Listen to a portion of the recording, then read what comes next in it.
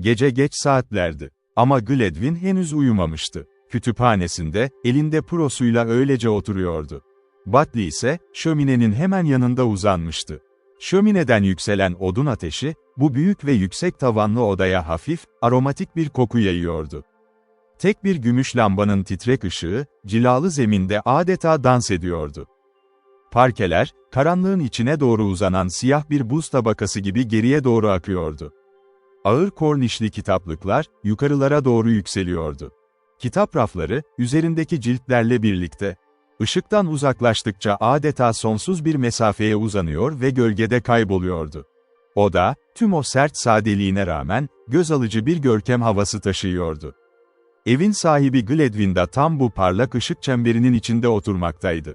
Üzerindeki geleneksel siyah-beyaz giysiler, odanın bu asil atmosferiyle kusursuz bir uyum içindeydi. İnce hatlı vücudunda ve temiz hatlara sahip yüzünde, insanı hemen etkileyen bir asalet vardı. Tam da böyle bir eve yakışacak bir adamdı. Dirseğinin hemen yanında bir içki sürahisi duruyordu, ancak neredeyse tamamen doluydu. Gledwin, birçok açıdan, kaba duygusallıklardan uzak, yüksek bir zevk sahibiydi. Gerçi bu durum ahlaki inançlarından çok, titiz ve seçici mizacının bir sonucuydu. Adamın, çirkin ya da hoş olmayan her şeye karşı içgüdüsel bir tiksintisi vardı. Onunla aynı hassasiyetle giyinmiş olan dostu Batley ise, ondan oldukça farklı görünüyordu. Daha erkeksi, daha kaba hatlara sahipti. Figürü daha dolgun, yüzü ise daha ağırdı. "Hayır," dedi Gledwin, sesindeki kesin bir kararlılıkla. "Artık bir çizgi çekilmeli. Zaten yapmam gerekenlerden çok daha ileri gittim." "Senin için üzgünüm Gledwin," diye karşılık verdi Batley, yüzünde hafif bir gülümsemeyle. "Ama bir adamın, aynı anda farklı sahnelerde, iki büyük oyunu birden oynayamayacağını henüz fark edememiş gibi görünüyorsun. O müdahaleci Kanadalı arkadaşının çitin üzerinde oturmak gibi bir tutumu var. Bu gerçekten rahatsız edici bir durum. Ve genellikle hiçbir insan için, uzun süre sürdürülebilecek uygun bir pozisyon değildir. Artık kararını vermelisin, öyle değil mi? Hangi tarafta olacağına dair bir karar." Gledwin oldukça huzursuz görünüyordu. Yapacağı seçim, tamamen kendi içgüdülerine açık bir yol sunmuyordu. Sadece, bu seçimin getireceği bedeli ödemeye pek hazır değildi. Evet, cesur bir binici olarak bilinirdi. Genellikle açık havada geçen hareketli hayatından kaynaklanan, oldukça sabit ve sağlam sinirlere sahipti. Ancak Batley fark etmişti ki, bu adamın uzun vadeli bir dayanıklılığı yoktu. "Hedefin çok ötesine gidiyorsun," diye yanıtladı Gledwin. "Senden tek istediğim, o çocuğu artık rahat bırakman." Bu durum gerçekten heyecan verici bir boyut almaya başladı. "Sen," tereddüt etti. Tırnak işareti ... "Ondan zaten yeterince etkilendin. Sanırım," diyerek soğukkanlılıkla yanıtladı diğeri. "Bu durumu tam anlamıyla özetliyor. Ama eğer bu isteğimi tanımazsan, sana şunu sorarım.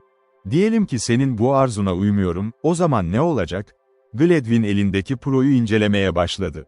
Bir sorunla cesurca yüzleşmek hiçbir zaman onun doğasında var olmamıştı. Arkadaşı Batley ise, onu bu sorunla yüzleşmeye zorlamakta tamamen kararlıydı.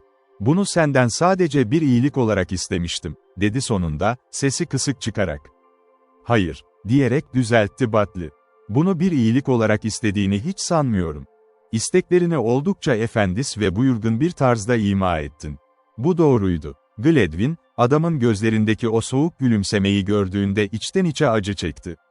Hem dürüst hem de takdire şayan bir öfke nöbetiyle. Kendini biraz kibirli bir şekilde ifade ediyordu. Ancak biliyordu ki, eğer açık bir kavga çıkarsa, yenilen taraf kendisi olacaktı. Bu gerçekten talihsiz bir durumdu. Çünkü aslında niyetleri iyiydi. "Ayrıca," diye devam etti Batley, sesini bozmadan, "şu an pek de öyle pahalı iyilikler sunabilecek bir pozisyonda değilim. Tanıdığım genç Crestwick, şüphesiz ki oldukça karlı bir kaynak. Dahası, sana bu işten çok cömert bir payda teklif ettim." Gledwin'in yüzü birden ısındı, yanaklarına kan hücum etti.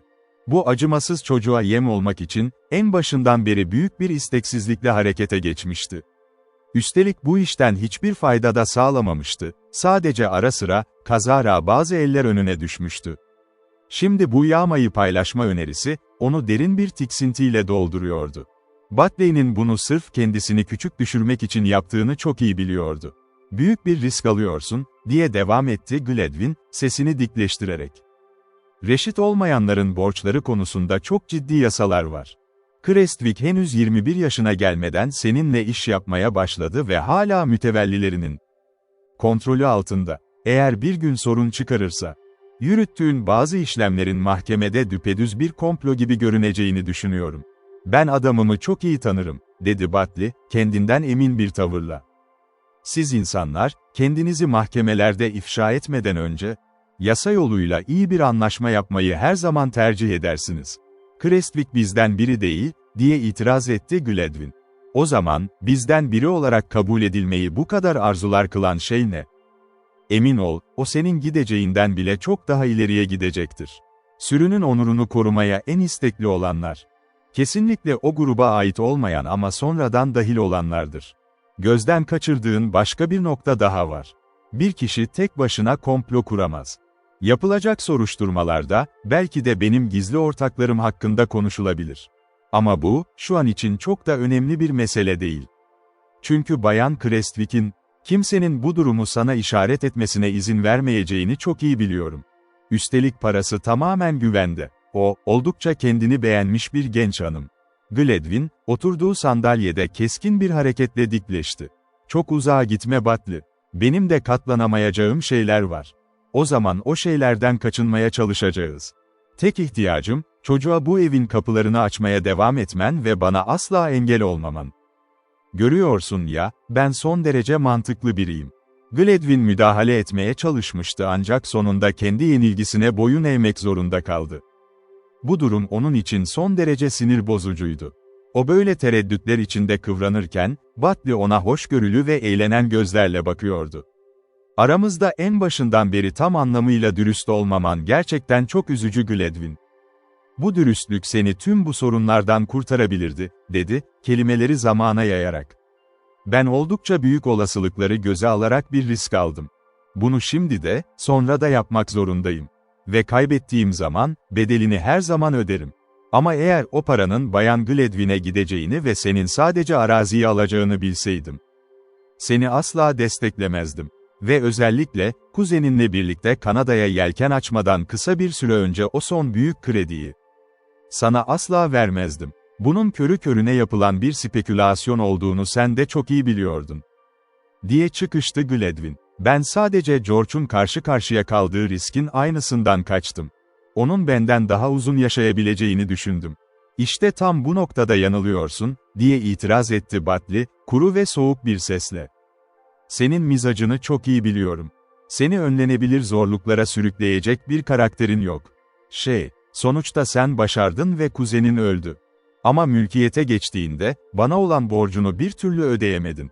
Bu toplantı giderlerimi ve borçlarımı öngöremediğimi sana daha önce de açıklamıştım. Ayrıca sana bu zamana kadar çok fazla faiz ödedim.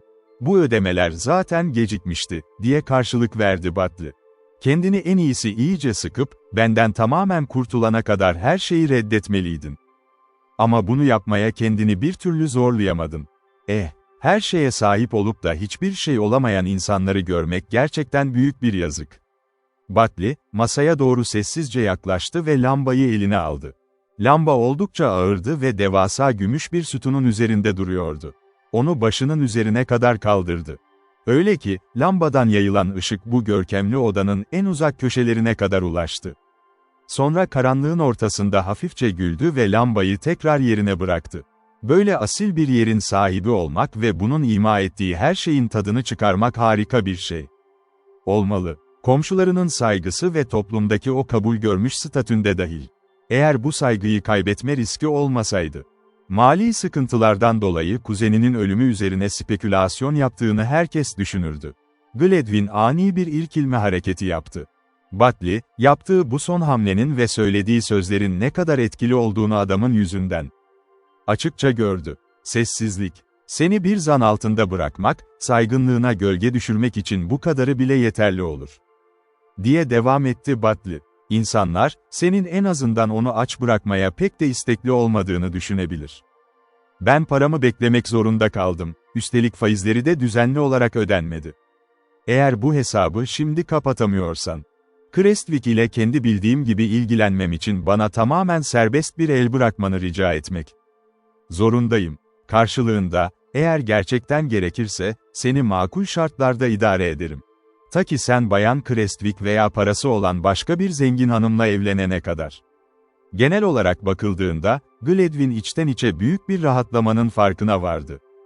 Birkaç saniye öncesine kadar dehşet içinde korkmuştu.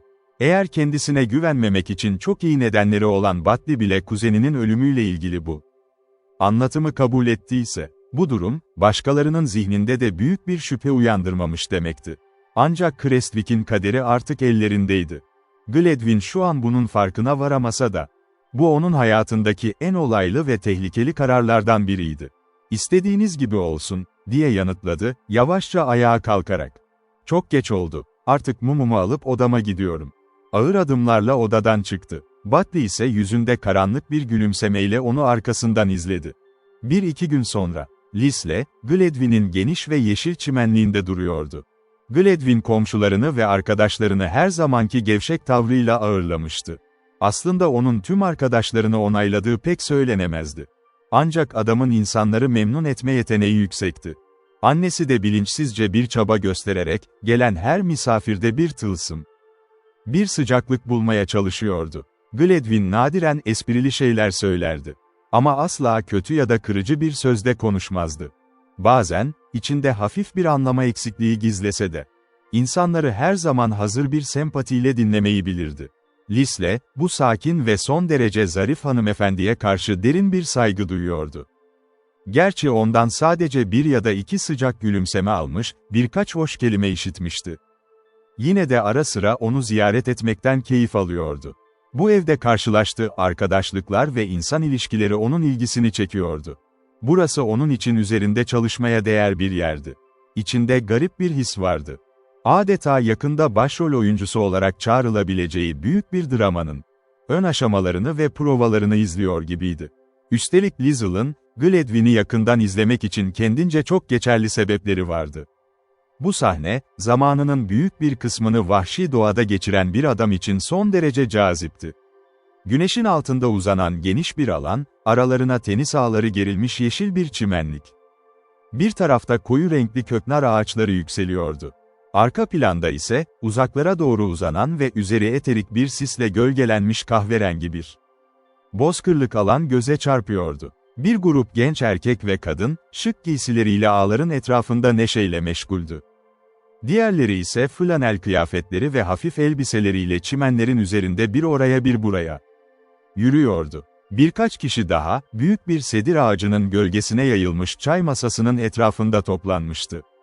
Bayan Gladwin, alçak bir hasır sandalyede zarifçe oturmaktaydı. Tüm bu manzaranın üzerinde, yakındaki bir derenin uğultusunu andıran, alçak ve ısrarcı bir konuşma tonu zonkluyordu. Lisle, masanın hemen yanında Millicent ile konuşuyordu. Tam yukarı doğru baktığı sırada, tenis ağlarının olduğu taraftan neşeli bir kahkaha patlaması yükseldi. Bella Creswick'in onlardan doğru uzaklaştığını gördü. Çevredeki 1-2 kişi dönüp ona bakmıştı. Bayan Gladwin de oturduğu sandalyeden sorgulayıcı bir bakış fırlattı. "Oldukça eğlenmiş görünüyorlar," dedi Lisle. "Muhtemelen Bayan Creswick'in söylediği bir söz yüzündendir. Kendisi kesinlikle çok özgün biridir," diye karşılık verdi Millicent. Yine de, sanırım az önce duyduğumuz esas olarak Bay Marple'ın o gürültülü kahkahasıydı. Kızın sesi son derece belirgindi. Genellikle ses tonu uzaklara kadar taşınırdı. Ancak Lisle, kızın bu mesafeli ve onaylamayan tonundan içten içe yarı eğlenmiş bir keyif aldı. "Korkarım ben de ara sıra biraz fazla gürültülü olabiliyorum," diye cesaretle dile getirdi Lisle. "Bu, neye güldüğünüze göre çok değişir," diyerek onu bilgilendirdi Millicent. Bayan Gladwin, sanki konuşulanları hiç duymamış gibi tekrar kafasını kaldırdı. Kız ona doğru dönerek sıcak bir şekilde gülümsedi. "Söylediklerimi tekrar etmeye değmez bile." Millicent 1-2 adım uzaklaştı. Lisle ise Bella'yı izlemeye devam etti. Bella, çimenleri geçerken ona doğru 1-2 kez dönüp bakmıştı. Lisle, bir şekilde onun yanına çağrıldığını hissetti. Biraz bekledikten sonra, yavaş adımlarla kızın peşinden yürüdü. Millicent, hafifçe kaşlarını çatarak bu durumu fark etti. Ancak kendine, bu duruma neden bu kadar sinirlendiğini sorma zahmetine katlanmadı. Lisle, Bella'nın yanına ulaştığında, kız ona yaramazlık dolu gözlerle baktı. "Bir keresinde sana söylediğim gibi, gerçekten çok hızlı öğreniyorsun," diyerek güldü. "Bu talimatlar için bir gün bana minnettar olacaksın. Ve sana söz veriyorum, sana asla çok zararlı bir şey öğretmeyeceğim." Ama Millicent'ın, Gladwyn'in yanından ayrılıp buraya gelmene izin vermesine gerçekten şaşırdım. "Sanırım beni kolayca bağışlayabilir. Sonuçta yolculukta çok da eğlenceli bir yoldaş sayılmam," dedi Lisle alçak gönüllü bir sesle. "Durum hiç de öyle değildi," diye açıkladı Bella. "Onun senin şımartılmanı istediğini hiç sanmıyorum. Belki de şımartılmak yerine, kirlenmek, demeliyim. Eğitim konusunda kendince katı fikirleri var, tıpkı benim gibi. Bana her zaman, Bayan Creswick, der, ki bu onun için önemli bir mesafedir. Marple bunu yaptığında ise, az önce sadece kendi eğlencesiyle kendini gösterdiğinden hiç şüphem yok." Tırnak işareti. Lisle, kızın bu varsayımlarının doğruluğunu başka zamanlarda da fark etmişti. Ancak bu sefer hiçbir şey söylemedi. Çünkü kızın sesinde hafif, gizli bir acı hissetmişti. Çimenlerin kenarında, sık çalılıkların arasından geçen dar bir yolda onunla birlikte yürümeye devam etti. Sonunda kızın ahşap bir koltuğa oturduğu yere kadar geldiler. "Şimdi," dedi Bella, alaycı bir tavırla. "Bu durum bazıları için üzerinde düşünülecek bir şey olabilir. Ama gerçekten senin üzerinde hiçbir hain tasarımım yok. Zaten bu pek bir işe de yaramazdı. Yani tamamen güvendesin." O güzel yüzüyle, elindeki o elfiş yaramazlığıyla Lizel'a sert ve dik bir şekilde baktı. Üzerindeki giysi, gözlerindeki o soluk, sulu yeşil ışıkla ve saçlarındaki hafif kırmızımsı parıltıyla kusursuz bir uyum içindeydi. Son derece çekici görünüyordu. Ancak bu durum Lizel'ı, onun bu cesur meydan okumasını kabul etmeye zorladı. Aksi takdirde kızın gözündeki saygınlığı düşebilirdi. "Ben de bir insanım," diyerek güldü Lisle. "Belki de bundan bahsetsem iyi olur. Ama bence şu an için en doğrusu, tamamen sizin emrinizde olduğumu söylemektir." Diye yanıtladı Bella. "Seni tam olarak bu yüzden istedim. Senin gibi neredeyse yabancı olan biriyle konuşmak ilginç, değil mi? Ama bak, bu dünyada gerçekten tek bir gerçek arkadaşım bile yok. Acaba bu söylediğin tamamen doğru olabilir mi? Buradaki insanlara baksana, hiç gözün yok mu senin?" Lisle, erkeklerin kızın etrafında nasıl toplandığını daha önce çok kez görmüştü. Ancak bu durum kızın en az önemsediği şeydi. Onu en yakından takip edenler erkeklerken, kadınlar ise her zaman mesafeli durmayı tercih ediyordu. "Zaten bir Bayan Marple ve annesi var, onlar senin arkadaşların sayılır," diye belirtti Lisle.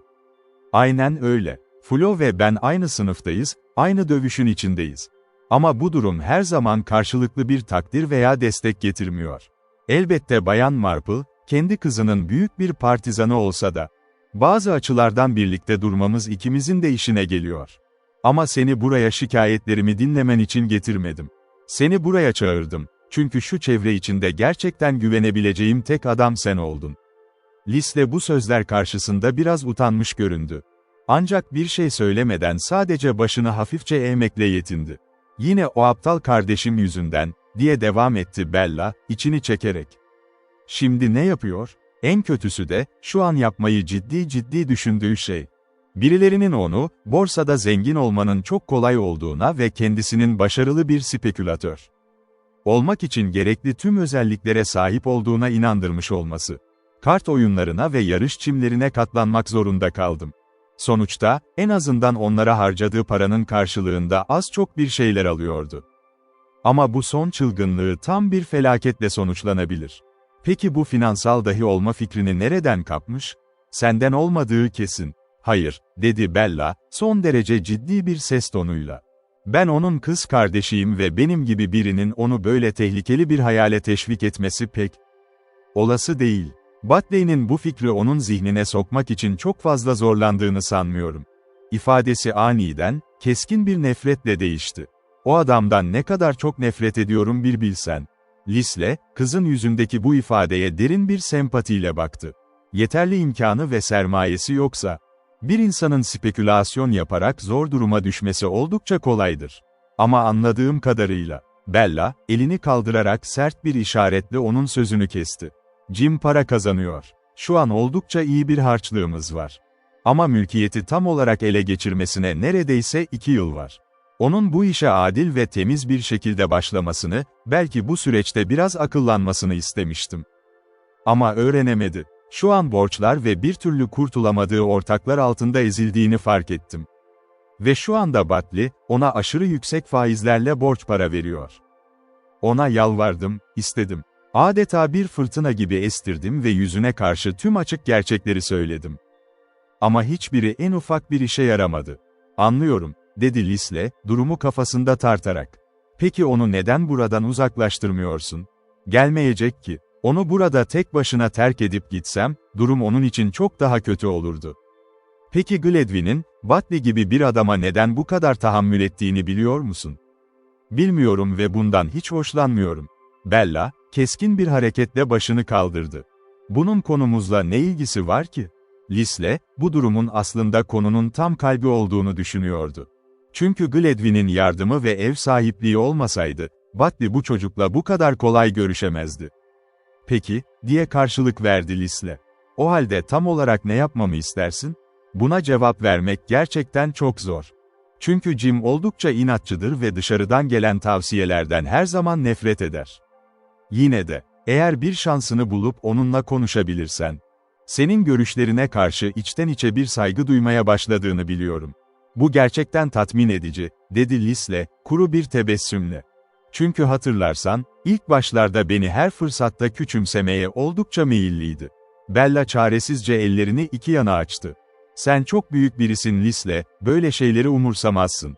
Ona git ve o felaketle sonuçlanan madencilik girişimleri hakkında ne biliyorsan her şeyi anlat. Ama işe başlarken, sanki onu doğrudan uyarmak istiyormuşsun gibi bir tavır takınma. Konunun tamamen doğal ve rahat bir şekilde açılmasını sağla. Korkarım bu konularda pek nazik ve diplomatik biri değilim, diye itiraf etti Lisle. Ne yapmak istediğimi hemen anlayacaktır. Bu çok düşük bir ihtimal. Çünkü o, kendisini her zaman deneyimli bir iş adamıymış gibi görerek konuşur. Bu durumda ona yardımcı olabilmen bizim için büyük bir şans. Çünkü bana göre, o Kanadalı madencilik hisseleri onun yapacağı son ve en tehlikeli anlaşma olacak. Jim'in bana söylediğine göre, Batley çarşamba günü Gladwin'in evine geldiğinde ona bu hisseler hakkında çok önemli bir bilgi verecekmiş ve o gün Marple'ın evinde olmaları bekleniyor. Sen de gelemez misin? Senden de rica edildiğini duymuştum. Evet, diyerek kesin bir söz verdi Lisle. Eğer bir fırsatını bulursam, orada ne yapabileceğime mutlaka bakacağım. Bella yavaşça yerinden ayağa kalktı ve ona minnettar gözlerle gülümsedi. Artık geri dönelim. İnan bana, içim şimdiden çok rahatladı. Sen çok konuşan biri değilsin Lisle, ama bir söz verdin mi tam tutan bir insansın. Yeşil çimenlerin üzerinden yürüdüler. Bella, şimdi sanki az önce o ağır konuları konuşan kendisi değilmiş gibi. Son derece canlı ve neşeli bir tonla önemsiz şeyler hakkında sohbet ediyordu. Ancak Lizel'ın aklına, kızın bu neşeli tavırlarının aslında etrafta kendilerini izleyen insanlar için yapılmış ustaca bir gösteri olduğu düşüncesi geldi. Çay masasına doğru yaklaşırken, Bella ustaca bir hamle yaptı. Ev sahibinin gözünde daha yüksek bir saygınlığa sahip olan ve tam o esnada masadan ayrılmak üzere olan başka bir hanımefendinin yolunu kesti. Hemen onun yerine oturup, Bayan Gladwin ile son derece neşeli bir sohbete koyuldu. Lisle, onu uzaktan izlerken içinde hafif bir eğlence hissetti. Kız gerçekten çok zekiydi ve sahip olduğu bu cesaret adamın hoşuna gidiyordu. Ancak çok geçmeden gözü Millicent'a kaydı ve onun durduğu yere doğru yürümeye başladı. Kızla konuşmaya çalıştı. Ancak Jane, Lizel'ın yanlarından ayrılmadan önceki o eski, nazik halinden biraz uzaklaştığını içten içe hissetmişti. Bella ile yaptığı röportajdan birkaç gün sonraydı. Lisle Millicent, ormanlık vadide yürürken onun yanından geçti. Etrafına gülümseyerek baktı. Lisle ona katıldığında, aralarında dostça bir konuşma başladı. Farklı düşündükleri noktalar vardı elbet. Ama aralarındaki karşılıklı takdir hissi, giderek daha da güçleniyordu. Kısa süre sonra Lisle, Marples'tan bahsetti. Millicent, ona düşünceli bir bakış attı. Çünkü Lizel'ın, Bella ile onların evinde tanıştığını biliyordu.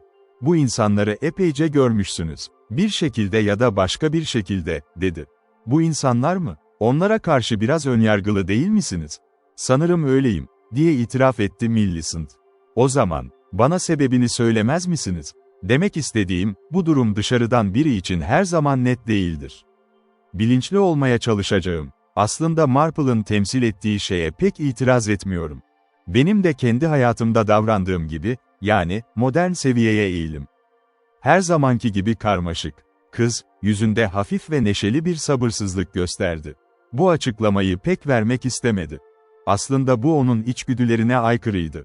Ve sadece, adamın bunu yapmasını istediği için yapması gerektiğini merak etmeye meyilliydi.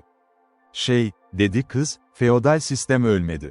Ve ben, onun içindeki en iyi olan şeyin asla yok olmamasına inanıyorum. Tamamca. Tabii ki, bunun da dezavantajları vardı. Ama bence, yerini alan ticaricilikten çok daha iyiydi. Sessizlik. Her iki tarafında yükümlülüklerini kabul etti. Ve şimdi onları unutma tehlikesi var. Yeni insanlar ise genellikle bunları hiç fark edemez bile. Marple, onu sadece bir örnek olarak kullanarak söylüyorum. Araziyi satın aldı çünkü ondan ne alabileceğini biliyordu. Yaklaşık %3, dedi Lisle bana. Bu, büyük bir teşvik değil. Millicent, yarı küçümseyici bir hareket yaptı. Çok daha fazlasını alıyor. Spor, bir statü, arkadaşlar ve konum. Ve onları uygun şekilde eğlendirme aracı. Sanırım bu yüzden, tamamen tarımsal arazilerden para geri dönüşü böyle küçük. O zaman, bir iş adamının, eğer ödeyebiliyorsa, bu şeyleri satın alması yanlış mı? Ah, hayır. Ama ona bağlı görevleri üstlenmek zorundaydı satın alma hakkında. Arazi satın aldığınızda, insan yaşar. Devam et. Onlar hala büyük ölçüde ev sahibinin ellerindedir. Elbette, yasalarımız toprak sahibinin eski güçlerini sınırlandırdı. Ama ruhsuz, mekanik bir şey. Ki asla gerçekten dayanamaz doğrudan kişisel ilgi alanına. Durdu. Ve tekrar kıvrılan vadiye baktı.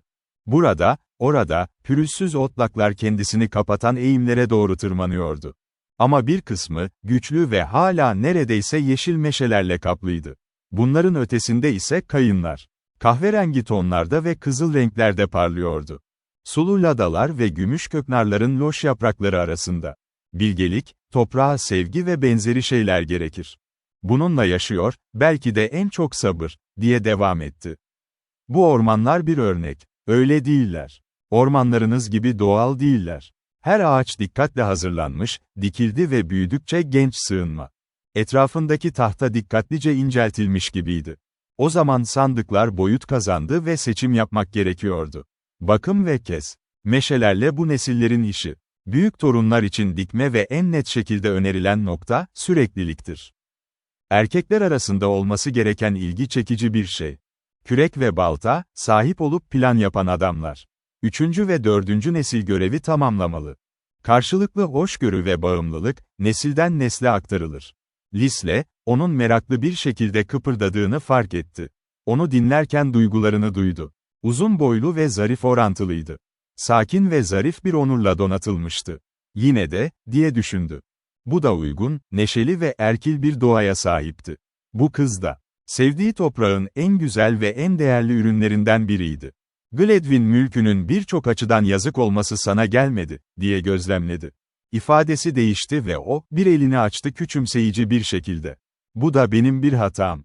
Henüz edinemedim. Halkınızın sarsılmaz temkinliliği henüz bende yok, ama ben sadece demek istedim ki. Belki bana söylemesen daha iyi olur ne demek istediğini. Lisle başını salladı. Azarlamayı hak ettiğini hissetti. Çünkü iddiasının doğruluğu kabul edilemezdi. Gledwin'i küçümsemeden. O, izin verirdi. Sonuncunun itibarını küçümseyecek bir şey yoktur. Daha garip ama onun baktığını düşünmek hoş değildi. Onu bir kişi olarak görüyordu. Konuyu değiştirdi. Ev sahibi ve işçinin bir toprağa ortak çıkarı var ve bu kesinlikle evet, dedi. Sorunun ortaya çıktığı nokta şudur. Tabii ki, verimin bölünmesi üzerine. İlkiler pay açık, ama günümüzde. Çiftçi ve ormancı, babalarının tatmin olduğundan daha fazlasını istiyorlar artık. Bence onları suçlayamazsınız. Kanada'da daha fazlasını alıyorlar. Neden onlara çok cömert davranamayacağını göstermek için sana bir örnek vereceğim. Kardeşim mülkü ele geçirdiğinde çok para harcadı. Para ona annesi tarafından kalmıştı ve topraktan çıkmadı. Drenaj, iyileştirme, çiftliğin yeniden inşası ve kulübeler. Ayrıca zamanını ve bakımını özgürce veriyordu. Yıllarca hiç geri dönüş alamadı ve harcamanın bir kısmı her zaman verimsiz olur. Bu tek başına bir vaka değil. Birlikte gölgeli, kızıl tonlardaki yolda devam ettiler. Ta ki Millicent, bir tarla kapısında durana kadar. "Orandaki kulübelerden birine gidiyorum," diyerek açıkladı. "Nasmith'i çarşamba akşamı bekliyorum. Onunla mı geliyorsun?" "Üzgünüm ama Marple'a gidiyorum. Görüyorsunuz. Söz verdim." "Marple'a söz verdin?" Onu anlamayı öğreniyordu. Çünkü o, hoşnutsuzluk belirtisi göstermediği için bunu biliyordu, tatmin olmadı. "Hayır," diye yanıtladı, Bayan Crestwick. Konuşmadı. Ama içinde bir şey vardı. Bu tavrı küçümseyici bir eğlenceye işaret ediyordu. "Bence ona pek adil davranmıyorsun," dedi adam. "Mümkün," diye umursamazca yanıtladı Millicent. "Gerçekten, önemli mi?" Diye biraz sıcaklıkla söyledi, "kız aranızda o kadar kolay bir zaman geçirmedi. Ve sadece kardeşinin yanında durduğu için ona saygı göster. Onun lehine söyleyecek bir şeyin var mı?" "Oldukça zor olurdu," diye itiraf etti Lisle. Bunun için kız kardeşini suçlayamazsın. "Bunu yapmak için bir istek gösterdiğimi sanmıyorum," diye karşılık verdi kız. Lisle kaşlarını çattı. "Siz fikirlerinize oldukça meraklısınız. Şimdi. İşte yalnız bir kız, cesur bir şekilde bakmaya çalışıyor o anlamsız çocuktan sonra. Ve hiçbiriniz bunu yapamaz. Ona bir taziye sözü de verme, çünkü kaçmıyor seninle aynı klişe çizgilerde. Yapabilir misin sadece uyum sağlayacak insanlara yardım etmeyi?" Millicent bunu görmezden geldi. Ve kayıtsız bir kelimeden sonra iki kişiyle de yüzünü çevirdi. Eve varmadan önce, ancak Nasmith ile tanıştı. "Neden Bay Lizzle'ı o Marple'ların arasına karıştırmıyorsun, eller mi?" diye sordu. "Öncelikle, bunu yapabileceğimden emin değilim. İkincisinde ise neden denemem gerektiğini göremiyorum," diye Nasmith yanıtladı. "Genel olarak, onun bir batılı madenci olarak ciddi bir iş yaptığını sanmıyorum, risk almaz. Belki Bella Crestwick'in onu yeterince büyük bir av olarak görmesi pek olası değil." "Kaba olma." Millicent duraksadı. Ama o, onu savunmak için hararetle konuştu. "Sonuçta," diye yanıtladı Nasmith, "merak etmem eğer hak ediyorsa, ama bunun hiçbir anlamı yok. Sen bak, oldukça şövalye biri." Millicent ona hızlıca baktı, ama adamın yüzü ifadesizdi. "Ne dedi?" diye sordu. "Tam olarak hatırlamıyorum. Bizim dar görüşlü ve hayırsız olduğumuzu söyledi." Nasmith güldü. "Neredeyse bunda bir gerçeklik olduğunu düşünüyorum. Gördüm. Dışarıdakilere biraz sert davranıyorsun. Bir erkeğin hayırseverliği, güzel bir yüz gördüğünde etkilenmeye meyillidir." diye karşılık verdi Millicent. "İtiraf ediyorum," diye kuru bir şekilde yanıtladı Nasmith. "Ama ben, bu gerçeğin ne kadar ilerlediğini belirlemeye girişemem. Bu özel olayla herhangi bir ilgisi olan herhangi bir şey." Millicent başka bir şeyden bahsetti. Ama o, Nasmith'in sorusuyla kendine sinirlendi. Bir kez daha yükseltilmiş dikkati, akşamı kapladı. Çarşamba günü Lisle, Marple'ın evine yürüdü. Çünkü gitmeye söz vermişti. Ama çok gitmek isterdi. Nasmith ile 1-2 saat geçirmişti ve Millicent ise onun oturma odasındaydı. Yoktu. Bella ile özel konuşma fırsatı olmasa da, adam içeri girdiğinde kız ona minnettarca baktı. O sabırla bekledi ve kardeşini buraya kadar takip etti. Oradaydı, ama onunla tek kelime edemedi. Bir süre geçmişti. Bir gruptan kaçarak, özellikle aptalca görünen bir şeyle uğraştı. Badinage. Bilardo odasına doğru yürüdü, mücadele etti sinirli bir hisle. Genel olarak aşırı eleştirel değildi, iyi mizahlı ve hoşgörülüydü. Ama Marple'ın misafirlerinin biraz anlamsız komikliği onu sarsmaya başlamıştı. Bir kahkaha patlaması. Bunun, Bella'nın birinin sebep ettiği bir durum olduğunu düşündü. Sallies koridorda onu takip etti, ama kapıyı sessizce açtı. Bilardo salonu boştu. Bir köşede 3 kişilik bir grup hariç. Durdu eşiğin hemen içinde, onlara bakıyordu ve yaklaştığını duymadıkları açıktı. Odada puro dumanı çelenkleri dolaşıyordu. Gölgeli lambaların ışığı oturan adamlara düştü bir salonda, ifadeleri ve tavırları önemliydi. Gledwin geriye yaslandı, tembelce zarifti. Batley, daha iri bir figür, konuşuyordu, gözleri sabitti Crestwick'te. Ve çocuk doğruldu, hevesli görünüyordu. Batley, şu ilkeleri tartışıyor gibi görünüyordu, borsada faaliyet göstermektedir. Açık, dedi, çok az şey var. Herhangi bir stokun popüler bir favori olması, prim kârı eşitler ve bazen de ortadan kaldırıyor. En önemli şey, hisselerin başlangıçta tutunmasıdır. Aşağı yukarı favori ve ucuza alınabilir. Liste hareketsiz durdu. Gölgedeydi, izliyordu. Genç adam şimdi belirsizlik belirtileri gösteriyordu. Son kez epeyce para kaybettim denediğimde, diye itiraz etti. Sorun şu ki, eğer şirket kurulmaya başladığında gelirseniz, kuramazsınız, nasıl olması gerektiğine dair doğru bir fikir. Aynen öyle, diye yanıtladı Batley. Nadiren olur, oldukça eminim. İhtiyacınız olan sağlam yargı. İyi bir şeyi gördüğünde fark etmenin bir anlamı, cesaret ve spor içgüdüsü. Hazır olmalısın görüşünüzü desteklemek ve risk almak için. Sadece, sessizlik. Bu tür şeylere ihtiyaç duyuluyor ve bu da ceza gerektiriyor oyun. Susup başını kaldırdı. Ve Lisle ilerliyordu. Lisle, Crestwick'e bir bakış attığında Batley'nin samimi ifadesi değişti. Açıkça görülüyordu ki, bahsedilen özelliklerle tanınma fikri hoşuna gitmişti ve Lisle, Batley'nin onu uzak bir şekilde dilediğini hissetti. Ancak niyeti yoktu geri çekilmeye. Seçtiği proyu çıkarmak bir işaretti ve garip bir şekilde atış provası yaptı. Bu, dedi umursamazca, bir eğlence. Hiç öğrenmeye vaktim olmadı ve gerçekten bir şey için geldim. Sessiz duman. Rahatsız etmeme izin vermeyin. Crestwick'in bakışını gördü ve neyin olduğunu anladı çocuğun zihninde. Bu, ikincisiydi. Bir adamın cehaletini cehaletle itiraf etmesi gerektiği, yüksek saygın bir oyun.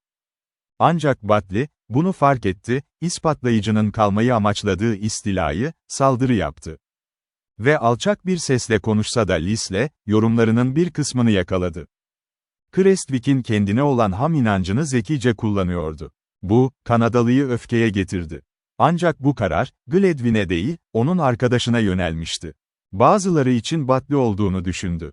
Maceracı boyutunda, tehlikeli bir işe karışan biri, her zaman kazanamayacağı bir iş.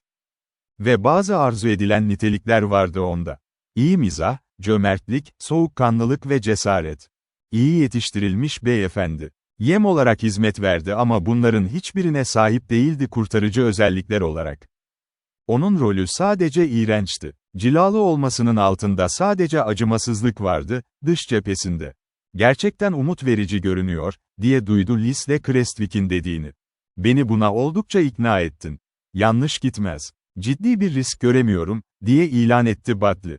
Madencilik stokları söz konusu olduğunda, benim istediğim kadarı bu, gitmek isterim. Öte yandan, her potansiyel var. Hisselerin değerinde şaşırtıcı bir değişiklik olarak, cevherin ilk indirgenmesinin sonuçları ortaya çıkar çıkmaz dışarıda. Sadece şunu ekleyebilirim. Ben bir tutucuyum ve seni yakaladığım hisselerin bir arkadaştan iyilik olarak teklif edilmesi perde arkasında. Hissetmediğiniz sürece almayın, eğilimli. Bu bir hata oldu. Liesl'ın fark ettiği gibi. Burada değil insan doğası, bir metadan tasarruf etmek kısa sürede değeri artacakken. Ancak Crestwick ise açıkça bunu fark etmedi. Lisle şu fikri düşündü, iç tarafa geçmek onun kibirine cazip geliyordu. Madene verdikleri ilginç bir isim, diye yorum yaptı çocuk, tekrar ediyordu. Ne anlama geliyor? Lisle irkildi. Çünkü ismi tanıdı ve bu ona bir ipucu sundu. Gruba doğru yürüyerek, masaya yaslandı. Bunu sana söyleyebilirim, dedi. Bir Kızılderili Nehir Kanyonu için kullanılan kelime. Kısa süre önce oraya çıktım. O zaman, diye haykırdı Crestwick, sanırım sen madeni biliyorsun. Lisle diğerlerine baktı. Gözleri sabitti. Batley'nin kararlı, Gledwin'in ise bir ipucu ile huzursuzdu. Kendisine göre bu, olağanüstü bir parça olduğunu düşündü. Durumu kontrol etme şansı ona vermişti. Evet, diye umursamazca yanıtladı, madeni biliyorum.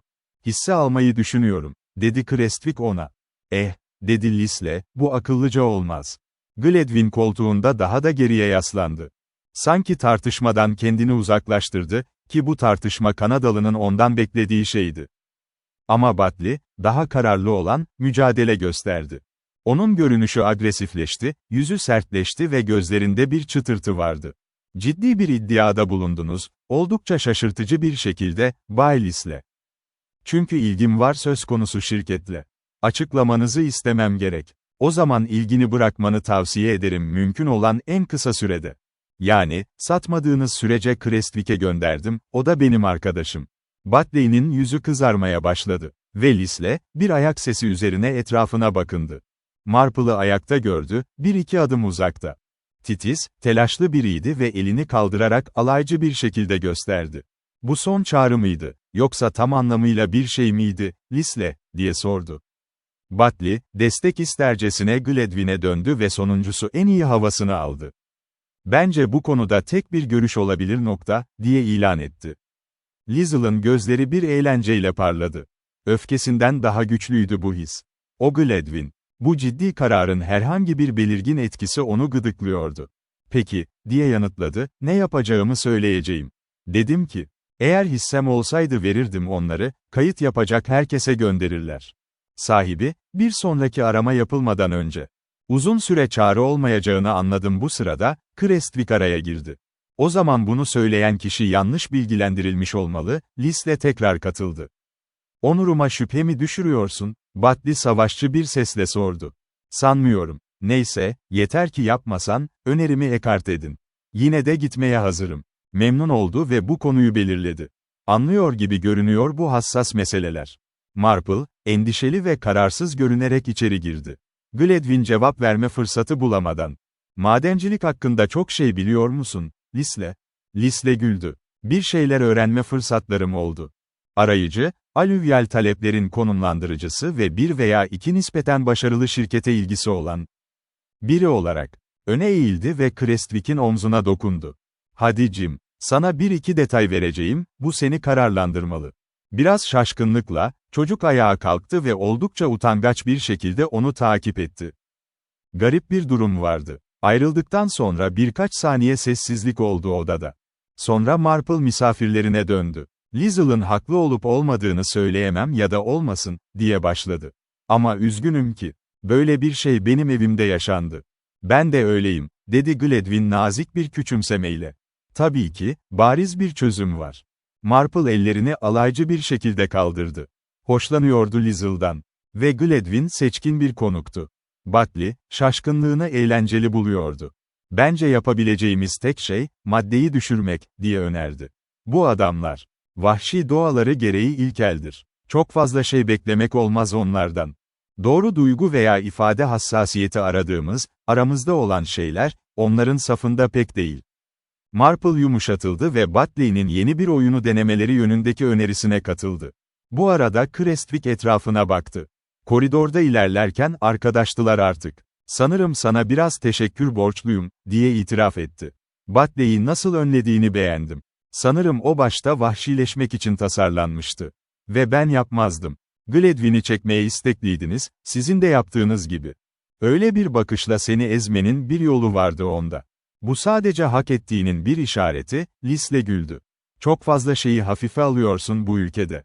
Başka bir adamın varsayımını test et. Üstünlüğü kabul etmeden önce ve bazen de kabul edeceksiniz. Gerçekten ne temelde olduğunu öğrenince şaşıracaksınız. Açık. Ve şimdi, o şarkı söyleyen insanlara katılmalıyız. Öğleden sonra sakin ve pusluydu. Lisle, Millicent'in çimenliğindeki bir sepet sandalyeye kurulmuş, huzur içinde dinleniyordu. Hostesi de hemen yakınına oturmuştu. Üzerinde hafif bir halsizlik vardı ki bu, onun gibi biri için oldukça sıra dışı bir durumdu. Yaşlı arkadaşı Miss Hume ise her zamanki o kesin, mesafeli resmiyetini koruyordu. Çok da uzak olmayan bir köşede, adeta bir nekaret dönemi samimiyetiyle, titizlikle nakış işliyordu. Etrafta rüzgarın en ufak bir nefesi bile kıpırdamıyordu. Yumuşak, gri gökyüzü, uzun ve belirgin renk çizgileriyle hareketsiz bir perspektif sunuyordu. Orman, bozkır sırtı ve uzaktaki tepelerin konturları, loş bir sessizliğin içinde kaybolmuş. Nötr tonlara bürünmüştü. Gerçekten de tüm sahne, derin bir huzurla doluydu. Bu sessizliği bozan ve aksine o huzuru daha da güçlendiren tek şey, nehrin uzaktan gelen mırıltılarıydı. Lisle, bu anın her saniyesinden büyük bir keyif alıyordu. Ancak şunun da tamamen farkındaydı. Millicent'in varlığı, bu ortama bambaşka bir çekicilik katıyordu. Onun yanında, içinde tarif edilemez bir rahatlık ve merak uyandırıcı bir huzur hissetmeye başlamıştı. Kendi kendine, bu kadın çok doğal, diye düşündü. İnsan onun yanındayken kendini adeta evinde hissediyordu. Uzun bir sessizliğin ardından, seni az önceki gibi böyle boş bir düşünce içindeyken pek sık görmedim, dedi. Kitabı gönderdim, diye yanıtladı Millicent. Ve bu iş bittikten sonra o kadar uzun süre devam ettim ki. Artık başka hiçbir şey yapmaya istekli hissetmiyorum. Yayın evlerinden yeni haber aldım, pek hevesli görünmüyorlar. Sonuçta, bu tarz bir eserden fazlasını beklemek de zordu. Tabii her zamanki gibi şaşırmış durumdalar. Liesl'ın yüzünde öfkeli bir ifade belirdi. Millicent ise onun kendi adına böyle öfkelenmesinden içten içe memnun olmuştu. Çok az akıl gösteriyorlar, diye ilan etti Liesl. But haklısın. Bu, sizin İngiliz geleneklerinizden biri. Emsalden emsale devam etmek. Ta ki kölece uyduğunuz o gelenek, değiştirilemez bir standart haline gelene kadar. Şimdi senin kitabın ne bir sınıflandırma ne de basit bir katalog. Çok daha büyük bir şey. Asla uzmanların ve bilim insanlarının söylediklerine kulak asma. Bekle ve gör. Vahşi doğayı seven ve hikayenin gerçek olduğunu anlayanların eline geçmesini bekle sadece. Liesl'ın bu özgüveni tatmin ediciydi. Ancak konu, bir anda yön değiştirdi. Siz Kanadalılar emsallere pek saygı duymuyorsunuz, değil mi? Hayır, dedi Liesl. Biz, değişen ihtiyaçları karşılamak için sürekli olarak değişen araçlarla çalışırız. Genellikle kaba ve hoyratça olurlar. Ama genellikle başarılıdırlar. Millicent, onu daha çok konuşturmak için, bu sistemin çok geniş bir etkisi olmalı, diyerek karşılık verdi. Onun konuşmasını, ses tonunu duymayı gerçekten seviyordu. Evet, öyle. Bunu senin ülken ile benimki arasındaki farktan da rahatça görebilirsin. Bu topraklar pürüzsüz ve iyi kesilmiş. İçindeki her şey yavaş yavaş, sindire sindire büyüdü. Yumuşak olgunluğu, onun en büyük çekiciliğidir. Oysa bizim topraklarımız, büyük, engebeli ve ıssızdır. Asla sadece, güzel, değildir. Aynı şey insanımız için de geçerli. İçlerinde çiğ, iyimser bir enerji barındırırlar. Köşeleri henüz törpülenmemiş, yıpranmamıştır. Bazıları, aşırı medenileşmiş insanlara karşı sert ve sarsıcı gelebilir. Ama bence, derin bir anlayışı olan birine karşı asla böyle hissettirmez. Liesl ellerini iki yana açtı. İşte önünde canlı bir örneği var. Ben. Yine özgürce, içimden geldiği gibi konuşuyorum. Hadi ama, diye yalvardı Millicent. Gerçekten ilgimi çekti. Ama hiç düşündün mü? Belki de daha genç olmak yerine, aslında daha yaşlısınız. Yani, çok uzun bir yol kat edip geçmişe gittiniz. İleriye doğru devam etmek yerine, daha erken bir aşamada, en baştan yeniden başladınız. Liesl heyecanla, işte şimdi işin dibine, tam kalbine indin, diye bağırdı. Bu her zaman benim de fikrim olmuştur. Yeni ülkelerin insanları, belki de daha çok benim ait olduğum kitle. Temel, elemental koşullarla mücadele ederek geriye çekiliyor. Biz burada, doğanın temel kayasındayız. Daha ileri gitmek için çok mu mütevazısın? Liesl'ın yüzünde hafif bir şaşkınlık izi belirdi. Slave ise hafifçe güldü. Şüphesiz, bu durum insana kusursuz bir enerji sağlıyor. Ve biz de yapaylığa doğru sürükleniyoruz, diye ekledi. Belki de sizler, o emekçiler, vahşi doğayı dize getirenler. Bizim gibi süper medenileşmiş nesiller için bir çapa görevi göreceksiniz. Gelecek nesillere dayanacak bir çapa. Biraz durakladı ve yumuşak bir sesle o dizeleri fısıldadı, öncüler. Ey öncüler! Liesl, yarı eğlenmiş, yarı utanmış bir şekilde sordu, buna ne diyebilirim ki? Oldukça egoistiz, evet, ama kimse Whiteman'a geri dönemez. Hayır, diyerek yaramazca güldü Millicent. Sanırım herkes sadık. Ve bazı durumlarda, insanın kendini kurtarması gerçekten zor oluyor. Mesela, Nasmith ile buraya gelmeyi reddettiğinde, sen de bunu fark etmedin mi? Sırf Bayan Crestwick seni Marple'ın evine gitmeye zorladığı için gelmemiştin. Bu açık gerçek ve hatırlatılma Liesl'ı memnun etmişti. Çünkü o akşamı kesinlikle Millicent ile geçirmek isterdi. Şu anda, bu sessiz ve huzurlu bahçede onun arkadaşlığında otururken, geçmişteki o eğlenceye dönüp bakınca içini bir tiksinti kaplıyordu. Marple'ın erkek arkadaşları, çoğunlukla belli bir iğrençlik ve duyusallıkla karakterize edilen adamlardı. Oynadıkları oyunlarda, bir iki şans anında bile açık bir açgözlülük sergilemişlerdi. Bu tarz şeyler, hayatı boyunca kayalar ve ormanlar arasında çalışmış. Kendini inkar etme konusunda sıkı bir disiplin geliştirmiş bir adamı derinden sarsıyordu. Millicent konuşmasına devam etti. Duydum ki, orada dikkat çekici, küçük bir sahne performansında yer almışsın. Elimde değildi. Liesl'ın sesinde belirgin bir sinirlilik vardı. O adam, Bartley, beni gerçekten çok sinirlendirdi. Ama sonuçta, en çok onu da suçlamıyorum. Bu cevap, havada asılı kaldı. Büyük bir kayıptı. Millicent keskin bir sesle sordu, peki, kimi suçluyorsun? Ah, diye açıkladı Leslie. Oradaki tek kişi ben değildim.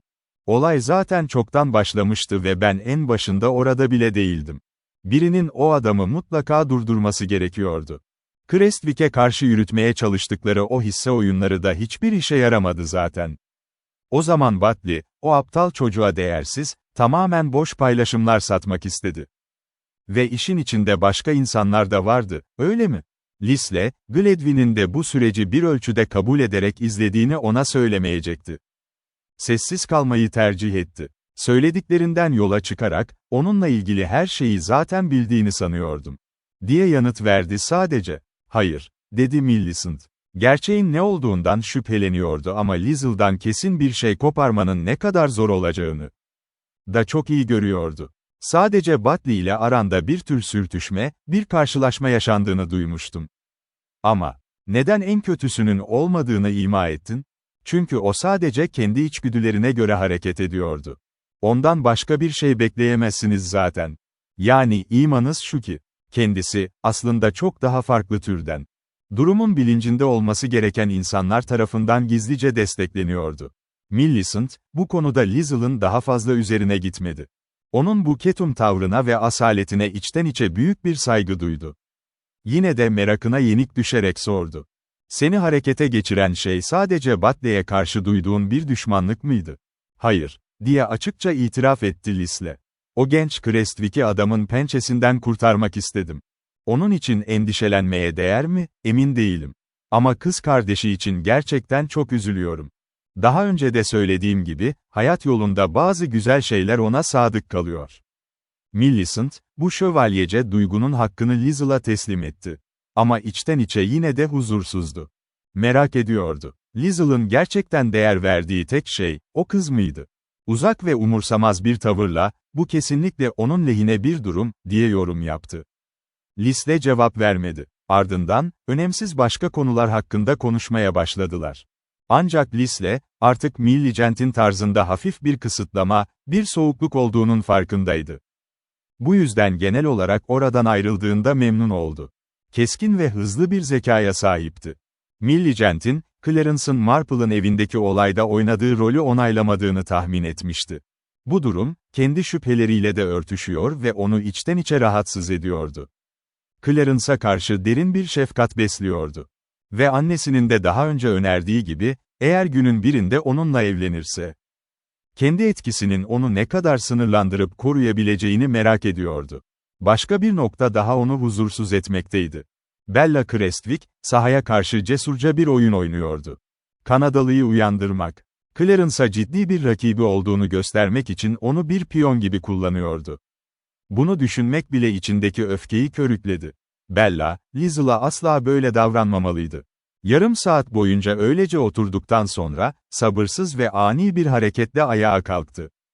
Ve hızla eve girdi. Aynı akşam yemeğinin hemen ardından, Bella Crestwick kardeşine sert bir ders vermek zorunda hissetti kendini. Aslında, genç adamla ciddi konuları konuşmak için hiç de uygun bir zaman değildi. Çünkü Jim, genellikle o saatlerde bir iki kadeh şarapla çakır keyif olmuş olurdu. O hisse senetleri meselesinin sana bir parça akıl öğrettiğini sanmıştım. Ama bu öğleden sonra yine gidip Bartley'i dinlemişsin, diye azarladı Bella. Onunla tam yarım saat boyunca birlikteydin. Sana hiç sabrım kalmadı, Jim. Onu öyle kolayca başından atlatmak mümkün değil. Özellikle de ona benim kadar borçluyken, diye karşılık verdi genç adam. Üstelik son derece ilginç bir adam. Ondan çok şey öğreniyorsun. Böyle insanlarla tanışmak, bir nevi eğitim sayılır. Sorun şu ki, bu eğitim fazlasıyla pahalı. Seni tamamen mahvetmeden önce benimle birlikte buradan gitmelisin. İşte, Bayan Barnard'ın İskoçya'daki evlerine davetiyesi. Bu bizim için harika bir bahane. Kardeşinin o dik başlı, yüksek tavrı bir anda değişti. Çok tatlısın, Bella. Ama senin de oraya gitmek istemediğini çok iyi biliyorum. Bella'nın burada kalmak istemesinin arkasında çok güçlü bir sebebi vardı. Bu yüzden kardeşinin sözlerine yapay bir sakinlikle yaklaştı. Diğer yandan, sıradan ve gösterişsiz Jim'in de kendine göre planları vardı ve bunları mutlaka bastırmalıydı. "Beni boş ver," diyerek kestirip attı. "Gelecek misin, gelmeyecek misin?" Jim, kız kardeşinin yaptığı fedakarlığın büyüklüğünü tam olarak idrak edemiyordu.